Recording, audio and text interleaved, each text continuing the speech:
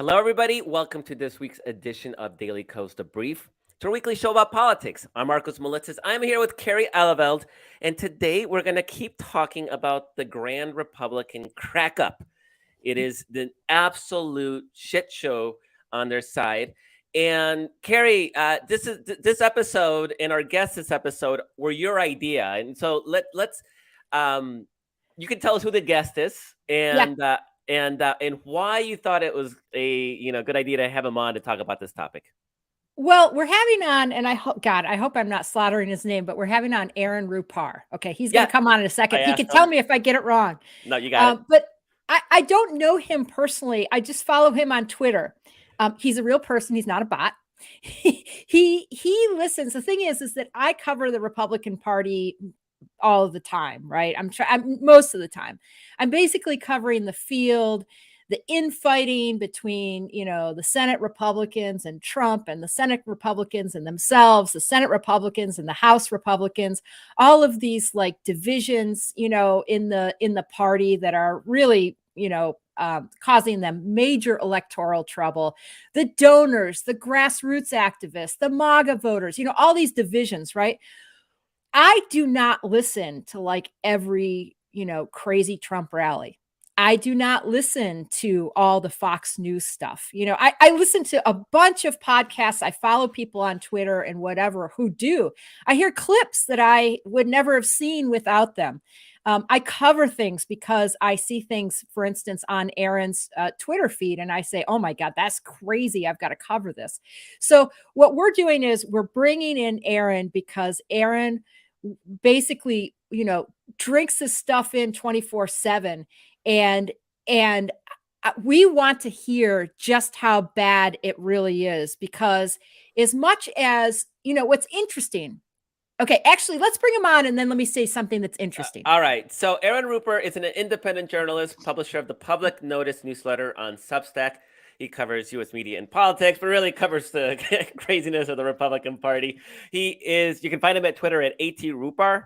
Rupar, and once you subscribe once you follow his Twitter account, it's addictive. I can't deny that. He is also now podcasting, and you can find him at the Aaron Rupert Show, which I didn't know you did, Aaron, and I'm excited to subscribe and listen to your podcast because your work is freaking brilliant.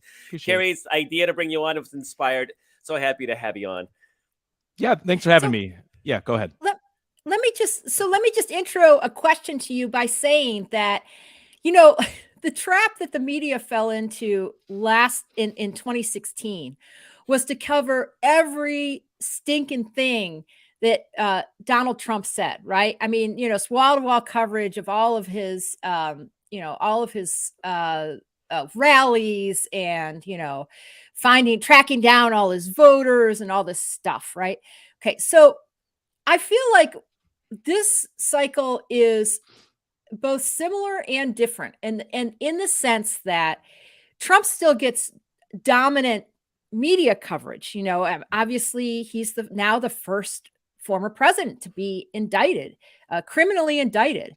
He's probably more criminal indictments to come, right? So when that happens, all the other Republicans get completely sidelined because he is just totally dominating the news cycle. That said, he's not getting, his rallies aren't getting wall-to-wall coverage in the same way. So I feel like what people they're still getting a ton of Trump coverage. I just don't think they're getting how crazy the stuff is the way they were the first time around. And that's how crazy the stuff is actually why Democrats won 2018, won 2020, and did phenomenally better in 2022 than most, traditional media analysts expected. So, Aaron, this is why we bring you on, not just to talk about Trump, but to talk about all the crazy that we see in the Republican Party, so you can just tell us how bad it really is. Sure. And yeah, Carrie, you make a great point. And the thing that I would remind people of in 2020 was, one of the really damaging things for Trump was when he had to debate Joe Biden, and everybody could kind of see the crazy for themselves. I mean, we remember the first debate where Trump was ranting and raving, and then we learned later that he probably had COVID during that. He looked kind of sickly, and that did not help him at all. And I think you're right. When you contacted me to do this podcast and I flagged a couple clips that have been on my radar, one of them was Trump's speech from last Friday to the NRA convention in Indianapolis, which was basically the same sort of speech that he does at his rallies, very lengthy, a lot of ranting and raving. And I noticed it was John Whitehouse, who I believe is with Media Matters, who a couple days later flagged a 30-second clip from the ABC Nightly News that evening where, they purported to cover Trump's speech to the NRA, but it was really just like a 15-second sanitized soundbite of Trump basically saying that, he's against gun control and, some other kind of boilerplate, like a sentence or two from the speech. And his point, which was, kind of reinforcing yours, is that it almost does viewers an injustice to cover it in that way because you're really not capturing the crazy. You're kind of sanitizing it, watering it down, and actually presenting Trump in a light that doesn't really reflect the truth of what he's campaigning on, what he's saying, who he is at this point politically. And so, yeah, that is challenging. Certainly when Trump went to Manhattan a couple of weeks ago to be processed ahead of his arraignment, the wall-to-wall coverage on cable news was kind of nauseating. And, I get why that happened, but, you had coverage of him leaving Mar-a-Lago to go to the Palm Beach airport and then flying into Manhattan. Then they had a helicopter covering his drive from the, LaGuardia into downtown Manhattan at, where Trump Tower is. And it did give me some flashbacks to 2016 and, coverage of his empty lectern that kind of took the place of covering major Hillary Clinton speeches and things like that. But, I will say that I thought some lessons were learned in 2020. I thought, very broadly speaking, that major outlets got better at calling Trump's lies for what they are and, got better at kind of dismissing a lot of his nonsense, not taking everything that he says credulously. And so, hopefully there is continued progress now that we're amid the third presidential run of his. But certainly, again, the coverage of his indictment, as unprecedented as obviously that is and warranting of some degree of coverage, did give me some concern that with a network like CNN, who's kind of hungry for ratings these days, that we know that Trump is good for ratings, and we'll see how they respond to that incentive structure. Yeah. Hey, should we roll that clip? Should we talk about it now, or Marcos? Do you want to go first? Which one's the first clip? The NRA. Do you want to, Aaron? Do you think now is a good time to look at that clip, or? Sure. Yeah. The clip that I flagged for you is actually Wayne LaPierre speaking before Trump, but I think it kind of spoke to some of the menace that that was palpable during this NRA convention. How many billionaires, TikTok stars, or Hollywood airheads they've got? Hear this: gun-hating politicians should never go to bed unafraid of what this association and all of our millions of members can do to their political careers.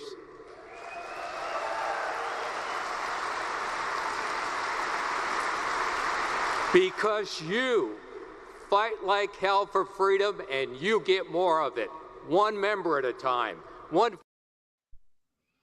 Yeah, and the reason that I flagged that is because I think there's kind of a temptation to dismiss comments like that as representing a sort of fringe viewpoint, especially as we reel as a country from mass shooting to school shooting to mass shooting and back again.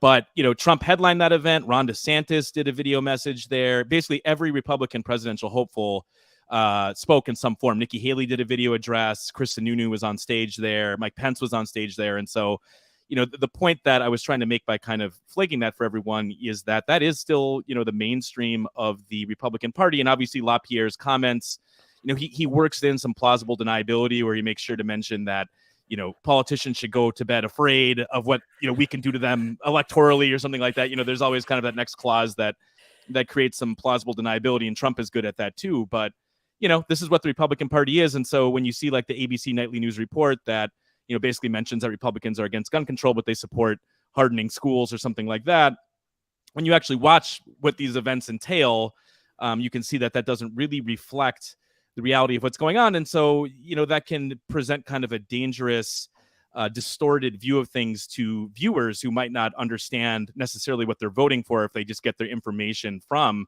places like the ABC Nightly News or just reading, blog posts online that don't actually truly convey what's going on there. That's been sort of a theme. It was definitely one of the founding principles of Daily Kos, right? Was that the media was not properly representing the threat of the Republican Party. I even wrote a book called American Taliban, where I compared the Islamic Taliban to Christian right-wing Republicans.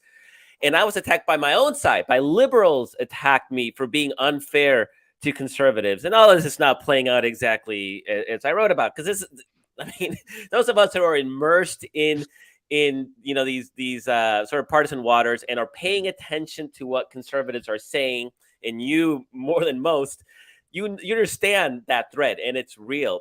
I'm curious. You say talking about the indictment, that the media circus, it existed, and a lot of it was justified. It wasn't as bad as you feared it might get. That return to 2016. And I actually totally agree with that. They're quicker to cut out from Trump rallies now. They'll give it a couple of minutes, and if it's just the same crap, they'll cut it out. What are you seeing on the Fox News side, however? Well, the funny thing is that even when Trump was president, Fox wasn't really covering his rallies, because the truth of it is that they were bad for ratings. I mean, Fox figured out pretty early on that an original episode of Tucker Carlson was doing much better ratings than Trump ranting and raving for 90 minutes. And so they would do that thing that they sometimes do, where they would have like Tucker doing a show, and then the bottom corner would say monitoring the Trump rally, which they would never show any actual footage of, but they wanted people to know that they were paying attention to it. And so, we've seen a little bit of a reconciliation. There was a lot of reporting about a year ago, obviously following the Dominion lawsuit, which coincidentally was just settled moments before we hopped on this call. But, there was a lot of commentary and speculation about a rift between Fox and Trump. And, Trump was obviously granting more interviews to Newsmax and OAN, and seemed to be kind of flirting with these further right-wing, less mainstream networks. But then, just last week, he was on Tucker Carlson's show for the first time in a very long time, doing a full hour-long interview. He's been on Hannity's show recently. And so, I think we can see that they're going to circle the wagons, because that's what their viewers want them to do, and they're very responsive to that. But even Fox doesn't really cover his rallies, because oftentimes that's kind of bad for Trump. If you're a somewhat independent voter, you're not necessarily drinking the Kool-Aid, and you see Trump up there ranting and raving. I don't know if that's going to enhance your perception of him. And so, Fox covers it a lot like other outlets, in that you get little sound bites here and there. You might get these interviews that are highly produced with Trump, but they're not covering his rallies. If you want to see his rallies, you still need to tune into either Newsmax or even further fringe outlets like Right Side Broadcasting. I mean, that's a great point, actually, that media coverage does not benefit Trump, to the point that in that interview with Tucker Carlson, no, it was a Sean Hannity interview. What was it, like a couple of weeks ago, where Sean Hannity was trying to move him along, right, as Trump sort of confessed to crimes and wouldn't take the hint. And so it's I didn't see the Tucker Carlson interview, so I don't know if he confessed to more crimes, but it really is. It does appear that Trump's internal governor is not functioning properly. He doesn't understand when he stepped too far, and doesn't seem to hurt him with the Republican base, and No. But it's definitely not doing him any favors with party donors, his party donors, and sort of the overall electorate, I don't think. Yeah, and I think the base kind of likes the unhinged quality of Trump, and I think that's part of the reason people like going to his rallies. And you'll sometimes see reports from his rallies that people are leaving early and that sort of thing, and that's usually when he is kind of sticking to the script. When he gets the lock her up chants going, or build the wall, things like, send her back, when he did a rally in Minnesota toward Ilhan Omar. Those are the things that Trump supporters tend to find entertaining and enjoy. And, when he sticks fascinating. To the script, it's more, it tends to be more dull. When he's on the prompter, people start heading for the exits. And sometimes I think, maybe they just want to beat traffic. Who could blame them? But yeah, watching these rallies, his crowd is most engaged when he's and he realizes this. He mentions this at his rallies, that, hey, do you guys want me to get off script tonight? That's, they want me to stay on the prompter. Should I do that? And then people will boo, sort of thing. And so, he's in touch with that part of it. And obviously there has to be some structure to his speeches. But I will say that, having watched pretty much all of his rallies since late in the 2016 cycle, they are pretty repetitive. They are pretty repetitive. And these days I feel less bad about missing them or watching them on delay, because there's typically not a ton of news that stems from them. There will be clips that invariably blow up because Trump will say something as kind of an aside that is just reprehensible, and so that gets some pickup. But, you know, in terms of actual news value, you know, if you've seen one of these, you've kind of seen all of them at this point. Now, of course, you know, it'll get more interesting if DeSantis declares there's really a primary and, you know, there's really stakes to these rallies that he has. But, you know, I've commented, you know, frequently in the threads that I do covering these that, you know, his material is basically the same as it was in 2018. As soon as he became president, I mean, a lot of the accomplishments he touted then are the same ones that he's talking about now. And, you know, they're exaggerated in the same ways, you know, 5 years later. And of course, he's impervious to any sort of fact checking. So, you know, no people like me pointing out that he's lying or misstating things isn't going to change any of that. And so, yeah, I mean, the material is pretty tired, but people still turn out for it. And I think his position in terms of the 2024 primary is as strong as it's been, as, you know, DeSantis kind of crashes and burns before he's even announced his campaign. And, you know, there was reporting over the weekend that Nikki Haley has dramatically exaggerated her fundraising. And, you know, beyond DeSantis, there isn't really a viable third contender at this point. And so I think we are kind of staring down the barrel of him being the Republican nominee again. Yeah, let me just weigh in on that real quickly, because this is the stuff that I follow even more closely than like all of the Trump rallies, which is, you know, since the indictment, Trump's favorables are going up. That's in Civics. That's in our sister organization, Civics, the tracking poll. You can see the favorables of Trump going up. And it's not a bouncy, the Civics model is not bouncy. It doesn't just spike up and then spike back down. I mean, it's gradual, but you can see it trending upwards. And then, you know, DeSantis is trending downwards, and, you know, all of the polling shows the same thing typically. You know, Haley's about nowhere. And over the weekend, DeSantis had a real problem, not just his favorables in his polling, but a huge GOP donor pulled backing from him. And he pulled backing from him saying he's too extreme on social issues like abortion and book censorship, you know, book banning. So DeSantis is really in trouble. I mean, DeSantis tried to bury the news of him signing his 6-week abortion law last week. And he just, you know, signed it and then didn't put out a statement about it until the dark of night, after 11 p.m. when most people were snoozers. You know what I mean? So DeSantis is in real trouble. And what you have now is this whole faction of people who think there's no way that Trump can win in a general election. And of course, this isn't his MAGA base voters. This is donors and, you know, other party operatives who are like, holy shit, we're running the whole thing. We're rerunning the 2016 situation. They have nowhere to go, and they're trying to figure out where to go. So this is the dynamic we're into now. For a while, the dynamic was it's going to come down to a head-to-head between Trump and DeSantis. And now DeSantis is tanking. And, you know, I think it's really perhaps already proven he's not ready for prime time. He built a campaign structure that was not supposed to be about making an early entry into the campaign, but instead to like go for the long haul, right? He was gonna have a campaign operatives in all these different states, and he was not just banking on doing well in Iowa and then New Hampshire and then South Carolina and whatever. He was gonna make it for like 12 states or something like that, you know. Well, when your giant backers are pulling their, you know, withholding their money, you can't build that operation because it just burns money hand over fist.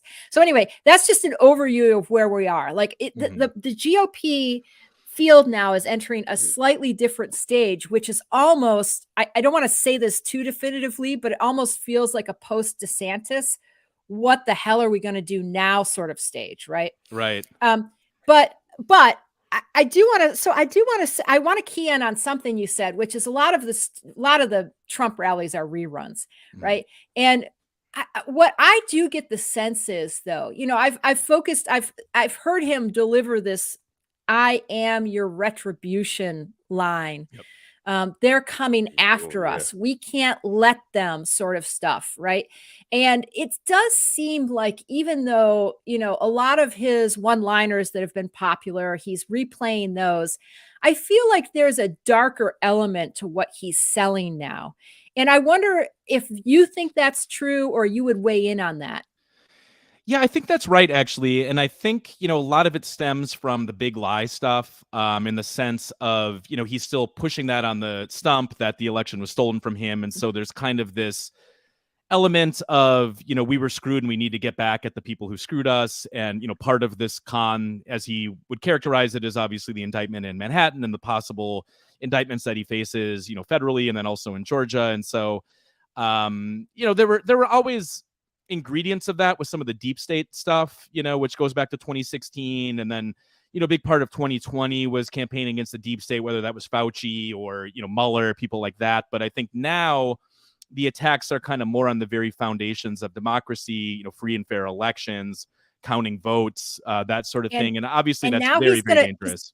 Now he's going to defund the Department of Justice and the FBI. I mean, some liberals might have said, yeah, we should defund the FBI, but no one's saying we should defund the Department of Justice except for Trump and now Jim Jordan. Jim Jordan. You know what I mean? Yeah. And just today I saw that Mitch McConnell was asked basically point blank to weigh in on some of those comments from people like Jim Jordan. And he said something to the effect of, I don't know a single Republican who supports decreasing funding for law enforcement. And I don't know if there was any follow-up after that, but I mean, certainly, you want to tell them just, I guess they're still not reading the tweets, right? I mean, that was kind of the classic. Oh, yeah. They're just not, they're not reading the true social posts, but, it's not just Trump. It is people like Jim Jordan, James Comer. They try to kind of make this distinction between law enforcement, the cops that we see on the street and the higher ups at the FBI and the DOJ. And so, they try to draw distinctions like that to sort of insulate themselves from accusations of defunding the police, essentially. But, it is kind of surreal. Not only that, but, there's also the aspect of, as you mentioned earlier, with his indictment making his approval go up among Republicans, where, I think this is the only time in my life I'll say that Trey Gowdy made a good point, but Trey Gowdy was on Fox News the day that Trump was arraigned, basically saying, if someone would have told him 10 years ago that a Republican presidential candidate would be involved in an extramarital affair with an adult film actress, and that would make that candidate's approval ratings go up, he wouldn't have believed it. Yet here we are. And so there is kind of this bizarro world, whether it's defunding the police, whether it's extramarital affairs being kind of a badge of honor, being indicted being a badge of honor for the law and order party. There is that sort of through the looking glass element, but there's also the dynamic where, like you said, if it's not going to be DeSantis, it's basically an ash heap after that. And so, it looks like Trump is going to be, even though I was going to say the last person standing, I mean, there hasn't been much of a fight. It seems like Trump basically said a few mean things about DeSantis. And I don't know if DeSantis' strategy was basically, as you kind of characterize it, to sort of make a late entry. And maybe he just didn't anticipate that Trump would go negative on him as quickly as he did. But if that's the case, then that was certainly very naive, because if you paid attention to Trump's 2016 campaign, I mean, of course he was going to go negative right away. And then the one time DeSantis did try to go somewhat negative on Trump at a press conference, where he just alluded to Trump having an affair with Stormy Daniels and said something to the effect of, oh, I wouldn't know anything about that. He walked it back so quick because it became this huge problem for him on the right, where, you had Don Jr., you had Trump himself, all of the Trump people attacking him for basically, stepping out of line and attacking Trump. And, I think that really made him look weak. And looking weak with the Republican base is, a death knell. Yeah, no, Trump has taught this, lesson that you never back down, you double down, you get in people's face when they attack you. And it's amazing that DeSantis hasn't learned that. And so I'm curious, as you sort of survey that right-wing media, I mean, Carrie and I always thought that DeSantis was going to flame out. Like, we were never particularly worried. Just he has no presence. He wears high heels because he's too short. His voice lacks any gravitas. Like, all these superficial things that shouldn't matter, but do matter, and particularly in this sort of macho culture Republican Party, where, like, this guy's he's just not, he looks good on paper. He's sufficiently cruel for the Republican base, but he just doesn't have that presence. Now, I don't think we thought it was going to flame out this fast. We thought there would be some fight. Yeah, exactly. So I'm curious, how do you see him treated by these right-wing media outlets? Have they been part of the undermining effort, or, I mean, are they neutral arbiters? That was really an interesting thing with the Trump Hannity interview that you brought up earlier from a few weeks ago, where, and I flagged this in my newsletter as well, that one of the things that really stuck out to me, because of course Hannity has perfected this over 8 years, where Hannity is the master of interviewing Trump, time after time, hour after hour, and never making news, because it's treated more like a, he's more of like a PR person for Trump rather than like an actual journalist who pushes back and asks questions that generate news. It's a lot of, tell me how you thought about this. Then Trump rants for 15 minutes and they go to commercial and, that's it. Can I just say, yeah, go ahead. It's a real skill to be able to interview Trump over and over again and manage not to make news. Yeah, I mean, you got to work at that shit. I mean, the reason that's burned into my mind is because in 2016, I was at Think Progress and Judd Legum did a post, which I remember, because it was a big hit on the site and it's still available. A lot of Think Progress's archives are no longer on the internet, but this post still lives on about how Hannity at that point had already mastered. I think the headline is something like, Hannity has mastered the practice of interviewing Trump and never making news or something, or how Hannity mastered this. And it still holds true today, 8 years later. But the one thing that was interesting that really stuck out to me from not necessarily a content standpoint, but more of a structural standpoint was that there was a part of the interview where Trump really went in on DeSantis and was attacking him for wanting to cut Social Security and Medicare, which, there's some irony to that, of course, as well, because Trump has embraced that himself at various points. But, was attacking him for that and for other things. And there was no pushback from Hannity. They just kind of let him attack DeSantis. And Fox has been a leading, pusher of DeSantis, whether it's Brian Kilmeade doing the kind of cult of personality interviews where they're playing baseball together, or, DeSantis has done a lot of softball interviews both on Hannity's show and on Tucker's show.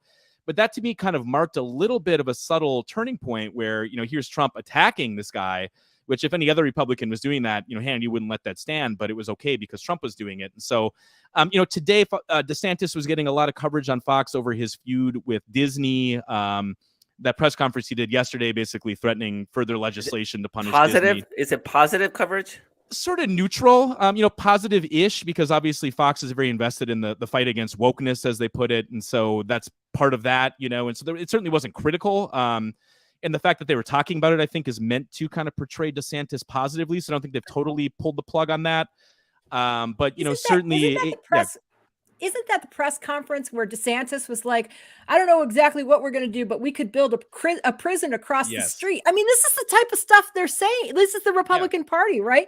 Like we're so far, we're on the losing end of this battle royale with Mickey Mouse.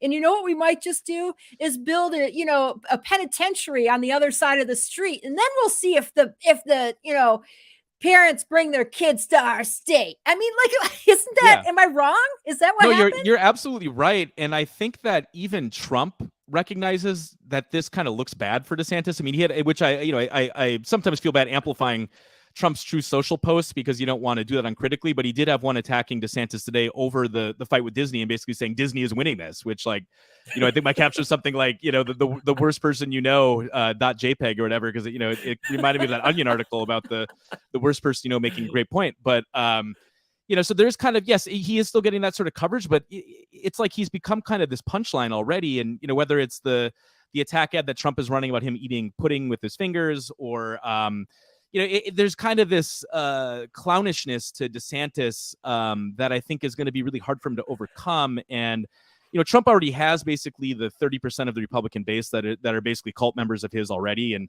DeSantis does not have that built in. And I always thought that his best argument would have been something along the lines of, I'm a proven winner. I won by 20%. Last November, Trump is a loser who tried to overthrow democracy because he couldn't handle it, sort of thing. But he's clearly scared to go there. And so what is his case at that point? And certainly, he's really kind of leading the fight in these culture wars down in Florida. And, that's popular with Republicans. But I think beyond that, I mean, they still just love Trump. And so if you're running to supplant Trump, but Trump is running and you can't really draw a distinction with him, I don't really know what your case is at that point. And he seems fearful of making kind of the nuclear argument, so to speak, which would be this guy's a loser. And so I don't want to totally write him off because, we are 9-10 months away from votes actually being cast. A lot can change. I mean, Trump's going to have a lot of legal problems this year. He already does have some, and he's going to probably have more, it seems like. And so, but you're also on the same time as I say that, I mean, as you mentioned, he was indicted and his polling went up. He was raided by the FBI, his polling went up. So he has effectively conditioned the Republican base to view all of these different investigations as witch hunts and as persecutions of him. And I don't see that changing. But, I mean, if he's indicted 3 times over running for president, it puts them in a really tough spot because we've already kind of touched on this, but, that might be enough to win a primary. But how's that going to look in a general election campaign? And so, so let me ask you about that, right? Because we've long talked about the conservative media bubble, right? And And it's kind of amazing, and this has been a long-running theme of our show, Carrie, and is that the Republicans lost 18, 20, and 22 election cycles. They are getting hammered on abortion. They're getting hammered on just basic democracy issues, which are, basically tied around Donald Trump. Issue by issue, you just go down the list, right? They are absolutely on the wrong side of those issues. Is there any sense in that conservative media that you consume that there's an understanding that they're losing the battle for public opinion? Even the woke stuff, the beer can stuff, people are laughing at them, and yet they seem to think that this is serious politics. Not as much as you might think. I mean, if you watch a lot of Fox, it's still, the fight against wokeness is like, a block of almost every show every day. And so, people eat that up. I don't know if it's good for ratings or if that's kind of truly where their hearts and minds are at, but there's not a lot of self-awareness about that. I mean, I still kind of think that, a lot of the coverage on Fox is primarily geared towards making Biden look like a buffoon and making Democrats look extreme. And so, there isn't a lot of introspection. That's kind of always been the thing with Fox, though, right? I mean, even when Trump was president, they would have a lot of Trump officials on there, but there wasn't a lot of, talk about fissures within the Republican Party. It was a lot of firing at Democrats. And that still is the case. So, yeah, I mean, I don't sense that there's a lot of self-awareness in the sense of that they're aware that these issues, these positions are hurting them.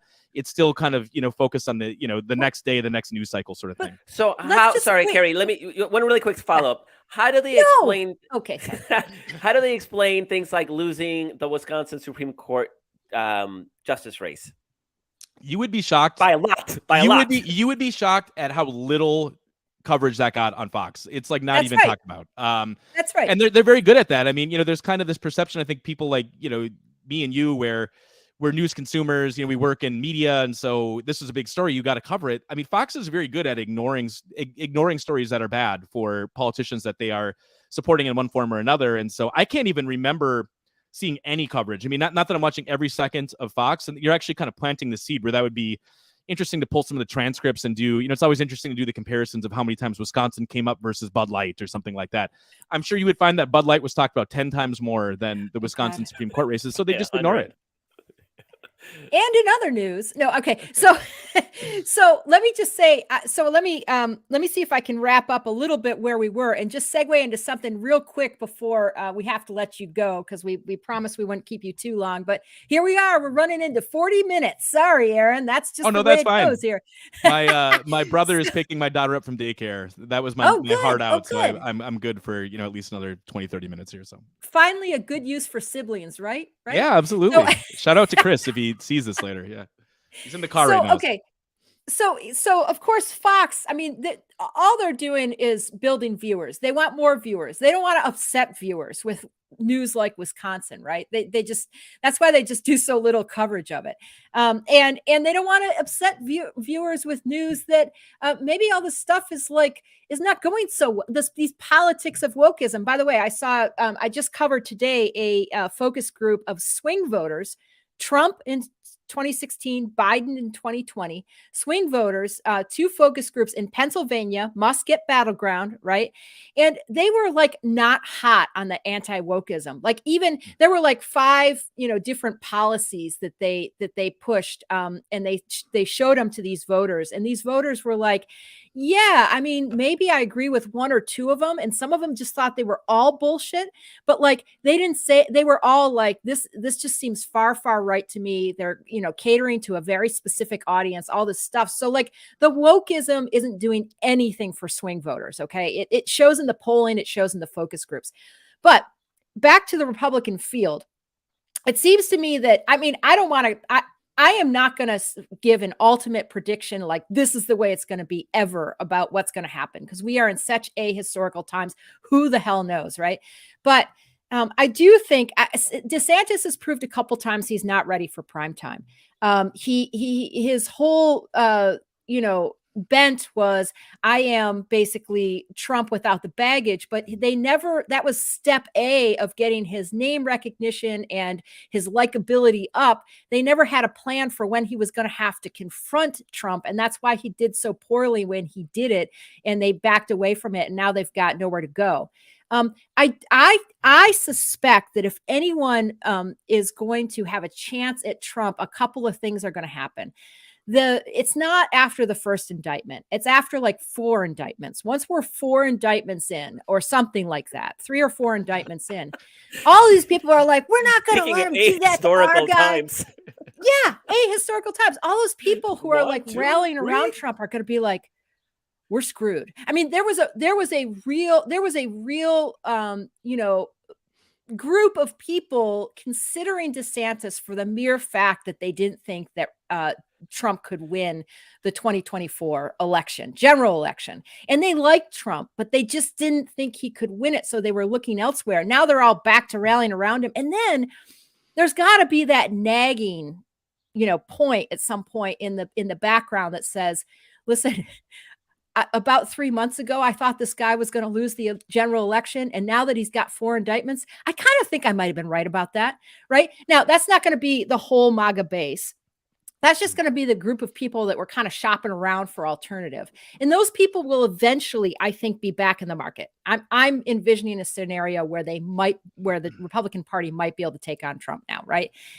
I think the only person who has a chance at it is someone who like brings a slightly different message or style. Okay, so Tim Scott from South Carolina, Senator Tim Scott.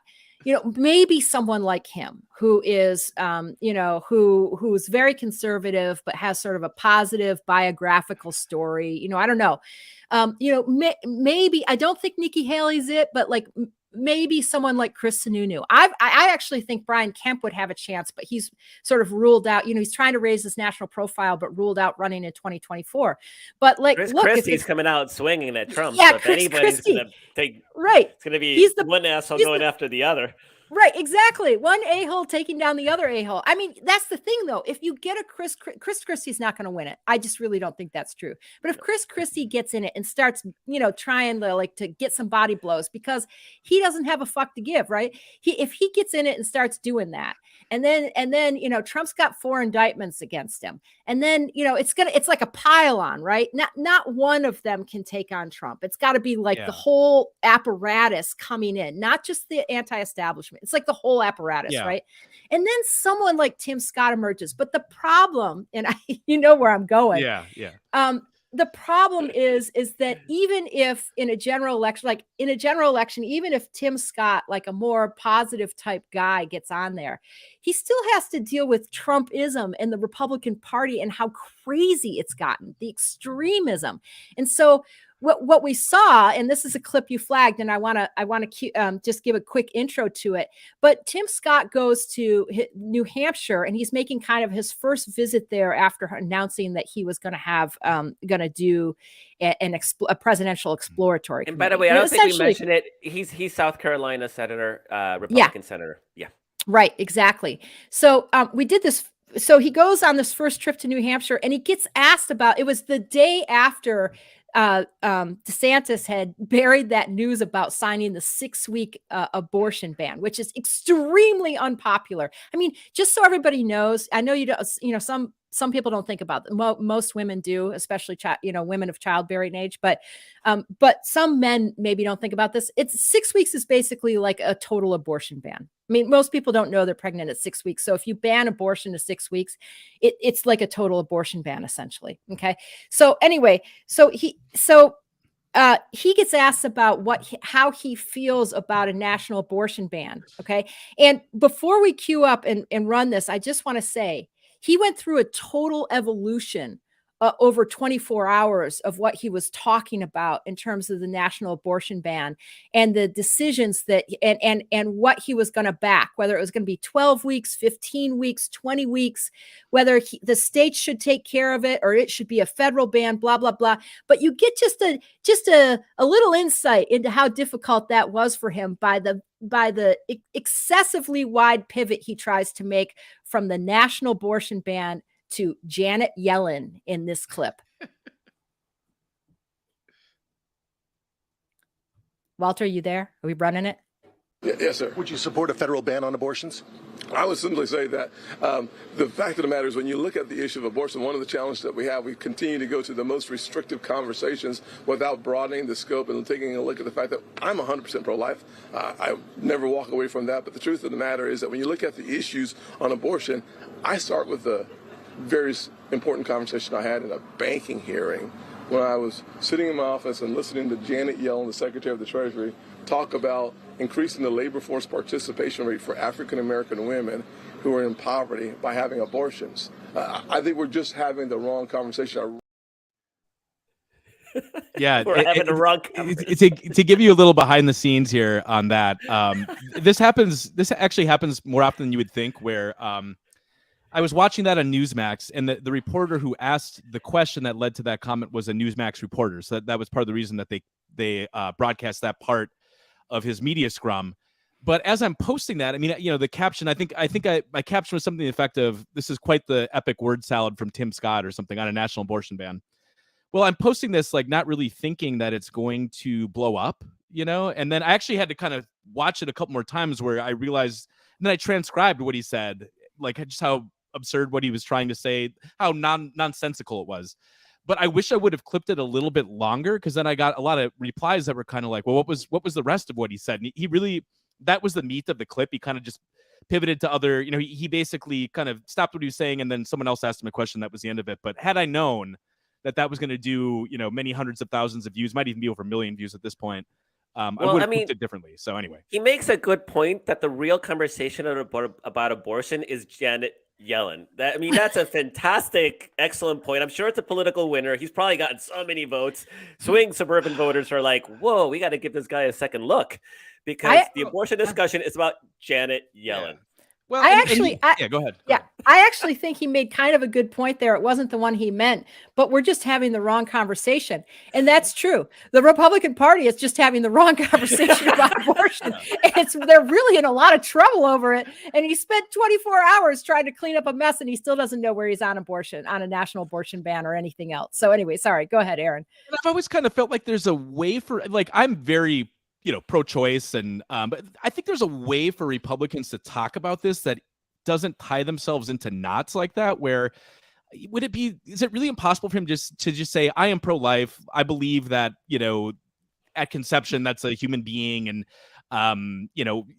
there'd be a way to talk about like a 15-week ban, I think, which is what he co-sponsored with Lindsey Graham, that wouldn't be so absurd and kind of just ridiculous. And the fact that for whatever reason Republicans can't get there, it just does so much damage. It's such a self-inflicted wound for them. I mean, granted, the policy itself that they're embracing is terrible. I don't want to completely, but Aaron, that conversation that you've been watching for the last decade has been very explicit that abortion is murder.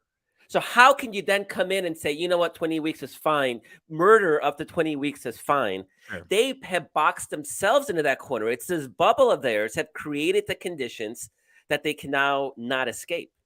Let me throw one other. And we got to wrap up soon here, Carrie. So. Oh God, no. Okay, I've got 6 minutes of material. I got 6 minutes of material. I practiced it. I waited for now, and Aaron's he's gonna have 30 seconds to sign off. You're immersed in this stuff, so I'm actually very curious to what your research and the polling you do is. Right. Here's the problem. I think one of the reasons he can't do that is because he has to win the primary. And there's a bunch of just, the people that Marcos is talking about. These are the grassroots activists. Abortion is murder. We can't have it. We have to ban it entirely. There should be no exceptions, right? I'm not going to make an exception for rape or incest. We have to get it off the books entirely, right? And that is the evangelical position. And those are where those grassroots people are at. They are high propensity voters, and in order to win the primary, you have to have them. Then there's this group of Republicans that are like, holy shit, the polling on this is killing us. We're never going to get out of this trap. And even some of these abortion or pro-life organizations are, what you're suggesting, right? The way it could be talked about is perhaps reasonable, even if you don't agree with it. There's no room for reasonableness in this Republican Party. And these groups that are looking at the polling and have been pro-life and pushing a national abortion ban for a long time are now starting to moderate and say, hey, maybe we could make a 15-week abortion ban acceptable. The problem is that they're not going to convince the crazy grassroots that that's going to be acceptable. Yeah. So there isn't one audience, right? You don't really compromise on murder. Yes, but the one person who gets away with this is Trump. Where I mean, if he came out and started, I wouldn't be surprised if he posts something, soon on True Social attacking DeSantis for the 6-week ban. I mean, he said as much, that abortion is killing Republicans, and for whatever reason, the base still loves him. DeSantis can't get away with that. Tim Scott can't get away with that. But maybe it's just that cultish aspect of Trumpism where he can kind of have it both ways. Yeah, and the question is, can he keep that going? Like Kerry says, after the 4th indictment, or can he keep that running, or even through losing another presidential election? It's going to be really interesting. We're out of time. Okay, Aaron, can you let us know where people can find you? Sure. I'm at Rupert on Twitter. If you want to listen to my podcast, then please subscribe if you are so inclined. It's the Aaron Rupert Show, and I publish a newsletter called Public Notice. If you search Public Notice Aaron Rupert, you'll find it on Substack. If nothing else, I would appreciate a free subscription there too. So thank you for having me. It's been a lot of fun. Thank you so very much. Highly recommend all those sources. Aaron's been an incredible source of insight into that Republican hive mind, because I don't want to go in there on my own. So Aaron gives me a little periscope so I can peek in. He's the tip of the spear. Tip of the spear. Aaron, thank you so much. Really appreciate it. My pleasure. Thank you. Karen, we got to sign up here, but it is absolutely fascinating, and it is an incredible public service that Aaron provides by giving us that peek into that world, because it's hard to understand conservatism without really seeing what they're saying to each other, how they're communicating with each other. So it's an invaluable service. So I highly recommend it. So A.T. Rupert at Twitter, his new podcast, Aaron Rupert Show, and then what was the Public Notice, the Substack newsletter. Highly recommend all of them. Kerry, thank you so much for being always such a great host, and for this great idea for today's episode, and for our guests. Really appreciate that. Thanks to Walter for producing the show. Thanks to Paul for helping behind the scenes. And thank you, the reader, visitor, viewer, listener, for being part of this movement to take back our democracy, to protect our democracy from the forces of conservatism. This is an existential fight for our nation, and I'm glad you are with us hand in hand making this happen. So thanks so much. Please like, follow, subscribe, let people know about the podcast, spread the word, and we'll catch you next week.